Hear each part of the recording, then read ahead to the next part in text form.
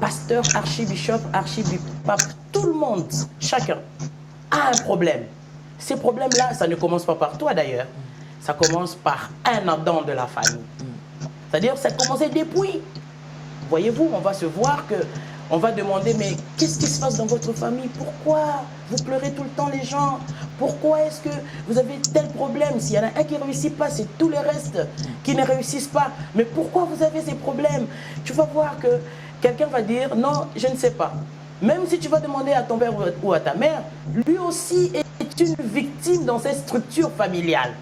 C'est-à-dire qu'il va te dire, moi aussi j'ai trouvé ça comme ça.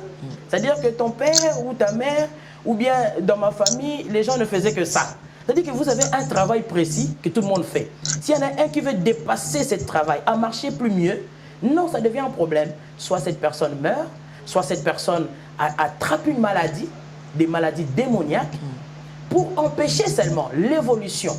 Alors, quand on se rend compte de cela, on se dit, mais moi je veux marcher avec Jésus. Je veux chercher Dieu. C'est quand tu cherches Dieu avec toute ta force, comme le dit la parole de Dieu, tu cherches Dieu, tu dis, ici, je dois chercher la délivrance, parce que non seulement tu seras sauvé, ce n'est pas toi seul, parce que la Bible dit que si tu es sauvé toi et ta famille. Elle dit, moi j'ai trouvé une solution, la chose, c'est quoi? C'est Jésus-Christ. Il faut quoi? Chercher la délivrance. Je cherche la délivrance, le Seigneur me sauve. Cette condamnation n'est plus valable dans ma vie. C'est comme ça que je peux dire qu'il n'y a plus de condamnation pour ceux qui sont en Jésus. Tout à fait. Mais alors maintenant, ces liens-là, ils agissent un peu comment dans la vie? Comment une personne qui est en train de nous suivre peut, par quelques mots que vous allez nous dire, comprendre que cette personne est en lien avec les esprits de famille? Les liens, les liés justement, parce qu'il y en a qui pensent que pour être lié, il faut que tu sois enfermé quelque part. Et tout ça. Donc la personne voit, bon, j'ai un boulot, j'ai une voiture, je suis marié, j'ai des enfants, bon, de quel lien il parle? Voilà. C'est ce que je disais, quand quelqu'un est bien, moi je travaille. C'est comme à l'époque, il y a un temps, des années avant, on disait, ben, la prière est pour les gens qui souffrent. Par exemple, si moi je ne souffre pas, moi je suis bien, je n'ai pas de raison de chercher Dieu. Non. Donc, c'est pour ça aujourd'hui, quand on parle des liens, quand on parle de ces choses, c'est spirituel. C'est un virus qui rentre dans une famille, qui détruit toute une famille. On va peut-être voir un exemple dans Genèse. On va passer rapidement. Dans Genèse, chapitre 20.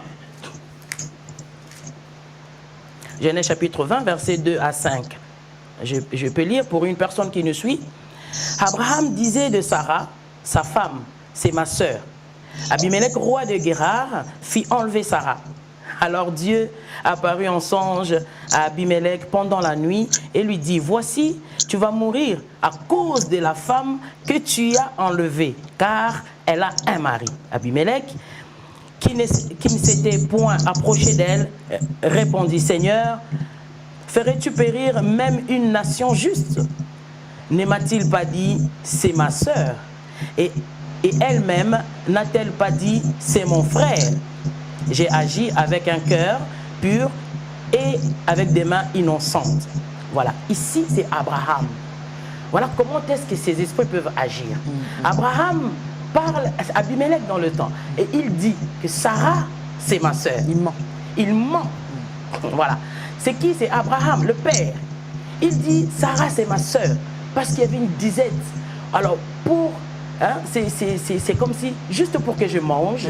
Pour une faveur. Pour une faveur. Mais Sarah, je peux mentir. Et puis dire à cette femme, il faut que tu dises que tu es ma sœur. Hein, donc je suis ton frère. Pourquoi? Comme ça, on va pouvoir manger. Toute chose vient de là.